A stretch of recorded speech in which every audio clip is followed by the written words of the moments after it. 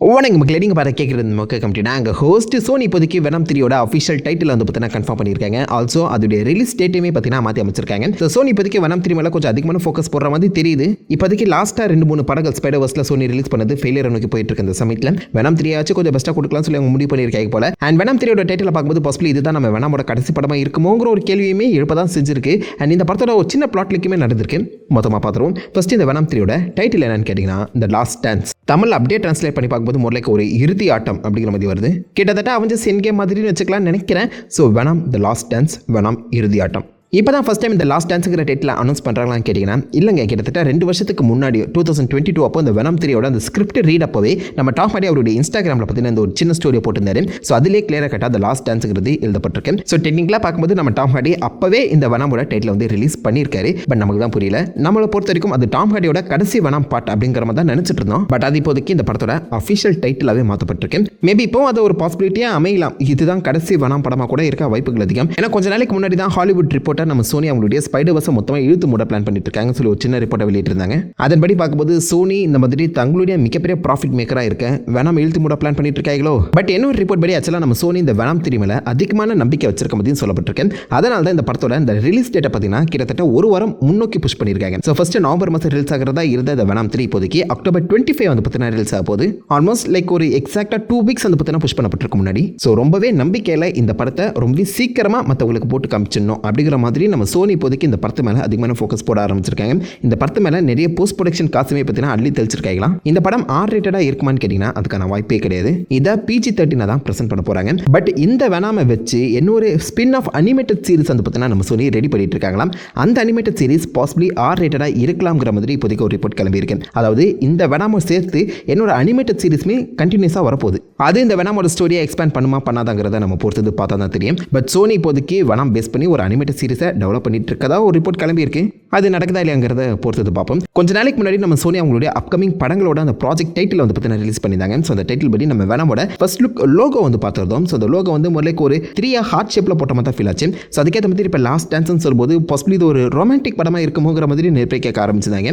அப்படி ரொமான்டிக் படமாக இருக்கிறதுக்கான வாய்ப்புகள் ரொம்ப கம்மிங்க. அப்படி இருக்காதுன்னு நினைக்கிறேன். ஏன்னா 3 வந்து ஹார்ட் ஷேப்பில் இருக்குது. எனக்கு என்னமோ இது பாசிபிளி லைக் அப்பா மகனோட அந்த ரிலேஷன்ஷிப்பை சொல்லக்கூடிய ஒரு கதையாக இருக்க சான்சஸ் அதிகம். ஏன்னா அந்த படத்துக்குள்ளே நிறைய அப்பா பசங்க இருக்க போகிறாங்க. டெக்னிக்கலாக பார்க்கும்போது நம்ம வெனமோட புள்ள தான் கார்னேஜ். அதே மாதிரி போன படத்தில் லெதர் பிகானஸ்லேயும் அந்த டாக்ஸின் கேரக்டர் வந்து இன்ட்ரடியூஸ் பண்ணியிருந்தாங்க. அந்த டாக்ஸின் டெக்னிக்கலாக நம்ம கார்னேஜோட புள்ள. ஸோ இப்போதைக்கு நம்ம வெனம் தாத்தாவே மாறிட்டாரு. அதே மாதிரி இந்த படத்தில் நம்ம டாக்ஸினாக வராரு பார்த்தீங்களா, அவருக்கும் ஒரு பையன் இருக்க மாதிரியும் அவருக்குள்ளேயுமே அப்பா பையன் அந்த ரிலேஷன்ஷிப் பாண்டிங் நடக்கிற மாதிரியும் ஒரு கதை வந்து பார்த்தீங்கன்னா நகரமா. அவன் பையனுக்கு ப்ரொவைட் பண்ணுறதுக்காகவே இவன் தன்னுடைய டாக்ஸின் பவர் வந்து பார்த்தீங்கன்னா தப்பான வழிகளில் யூஸ் பண்ண அதை தடுக்க நம்ம வெனம் போகிற மாதிரியும் கதை இருக்குங்கிற மாதிரி சொல்லியிருக்காங்க. ஸோ இந்த படத்தில் கண்டிப்பாக டாக்ஸின் வரதான் போறாரு. பட் அவர் நல்லவராக வர போறாரா கெட்டவராக இருக்க போறாருங்கிறத பொறுத்து தான் பார்க்கணும். அண்ட் இது வரைக்கும் வந்த அந்த சிம்பியாட்ஸ்லேயே டாக்ஸின் தான் செம்ம பவர்ஃபுல்ங்கிற மாதிரியும் ஆல்ரெடி மென்ஷன் பண்ணியிருப்பாங்க. சிம்பியாட்டோட வம்சாவளியிலேயே டாக்ஸின் தான் 1000வது பிறப்பு அண்ட் செம்ம ஸ்ட்ராங்கஸ்டான சிம்பியாட்டுங்கிற மாதிரியும் நிறைய இடங்களில் காமிக்கப்பட்டிருக்காரு. ஸோ டாக்ஸினை என்ன மாதிரி காமிக்க போறாங்கன்னு பொறுத்தது பார்த்தா தான் தெரியும். அதே மாதிரி இந்த பக்கம் நம்ம டாம் ஹார்டி வந்து பார்த்தீங்கன்னா பீட்டர் பார்க்கரை, அதுவும் யங் பீட்டர் பார்க்கரை மீட் பண்ணி அவருமே இந்த பீட்டர் பார்க்கருக்கு ஒரு அப்பா ரிலேஷன்ஷிப்பில் இருக்கக்கூடிய ஒரு ஃபாதர் ஃபிகராக காமிக்கப்பட போறாருங்கிற மாதிரியும் ஒரு ரூமர் சுற்றிட்டு இருந்துச்சு. அது மேடம் வெப் வரதுக்கு முன்னாடி வரைக்கும் நான் நம்பிட்டு தான் இருந்தேன். பட் இப்போதைக்கு எனக்கு தெரிஞ்சு 99% இந்த வெனம் 3ல நம்ம ஸ்பைடர்மேன் வரமாட்டாரு. பீட்டர் பார்க்கருங்கிற வார்த்தையை கூட மென்ஷன் பண்ண மாட்டாங்க நம்புறேன்.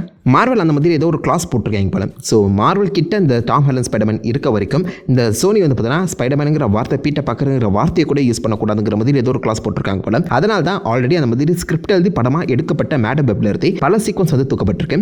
பீட்டர் பார்க்கருங்கிற வார்த்தை கூட அங்கே வந்து எங்கேயுமே மென்ஷன் பண்ணியிருக்க மாட்டாங்க.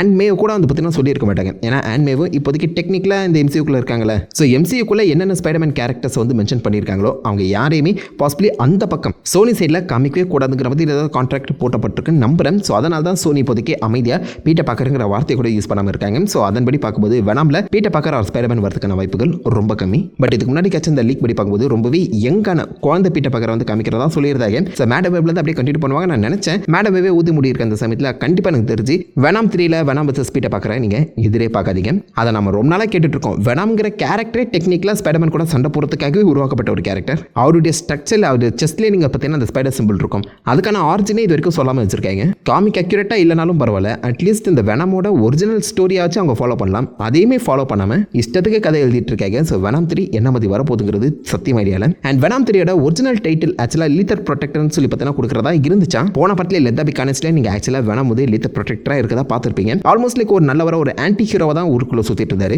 நாம ஏன் லீத்தர் ப்ரொடெக்டராக இருக்கக்கூடாதுன்னு சொல்லி எடி ப்ராக்கே ஆக்சுவலாக வெனாமை வந்து கன்வின்ஸ் பண்ணுற மாதிரி சீக்வன்ஸ் அமைக்கப்பட்டிருந்துச்சு. ஸோ நான் லீத்தர் ப்ரொடெக்டராக தான் இருக்கும்னு நினச்சிட்டு இருந்த டைட்டில் அதை மாற்றி அமைச்சிருக்காங்க. அண்ட் இந்த படத்தோட ஸ்டோரி லைனுமே இந்த லீத்தர் ப்ரொடெக்டர் காமிக் ஸ்டோரியை பேஸ் பண்ணி தான் நகர்த்துற மாதிரி சொல்லியிருந்தாங்க. அதுவுமே நடக்காது போல. பிகாஸ் ப்ரீவியஸாக இந்த படத்தோட ஒர்க்கிங் டைட்டில் என்னவா இருந்துச்சுன்னா ஆர்வல். ஸோ ஆர்வல் டெய்லர்னு சொல்லி பார்த்தீங்கன்னா காமிக்கில் அதுவும் லீத்தர் ப்ரொடெக்டர் ஸ்டோரி லைனில் ஒரு கேரக்டர் இருக்காரு. அவர் ரொம்ப மைனரான கேரக்டர் தான். அந்த லீத்தர் ப்ரொடெக்டர் காமிக்லேயே வெறும் 2-3 பேஜுக்கு மட்டும் தான் அவர் அப்பேர் ஆகியிருப்பாரு. வெனாமோட வில்லனை தான் காமிச்சிருப்பாங்க. பட் அவருக்கு எந்த ஒரு சூப்பர் பவரும் இருக்காது. ஒரு சாதாரண மனுஷன். பட் ஏன்னா வெனாமுக்கு வில்லனா வந்தா நீங்க கேட்பீங்க.